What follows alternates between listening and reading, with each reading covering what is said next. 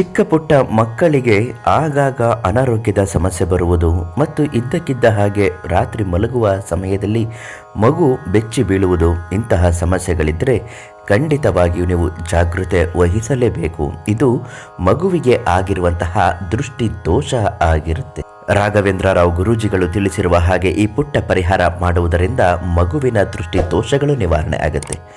ಒಂದು ಸ್ವಚ್ಛವಾದ ವೀಳ್ಯದೆಲೆ, ಬೆಳ್ಳುಳ್ಳಿ ಮತ್ತು ಅರಿಶಿಣ, ಒಂದು ಸ್ವಲ್ಪ ಕುಂಕುಮ ಇಷ್ಟನ್ನು ತೆಗೆದುಕೊಂಡು ವೀಳ್ಯದೆಲೆ ಮೇಲೆ ಹಾಕಿಕೊಳ್ಳಬೇಕು. ಅದರ ಮೇಲೆ ಒಂದು ಪುಟ್ಟ ಕಲ್ಲಿದ್ದಲನ್ನು ತೆಗೆದುಕೊಂಡು ಹಾಕಬೇಕು.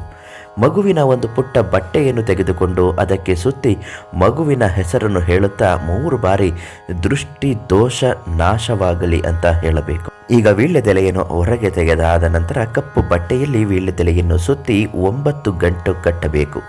9 ದಿನ ನೀವು ಯಾರಿಗೂ ಕಾಣದ ರೀತಿಯಲ್ಲಿ ಆ ಜಾಗದಲ್ಲಿ ಇಡಬೇಕು. 9ನೇ ದಿನ ಅದನ್ನು ತೆಗೆದು ಸುಟ್ಟು ಹಾಕಬೇಕು. ದೃಷ್ಟಿ ದೋಷಗಳು ನಿವಾರಣೆ ಆಗುತ್ತೆ.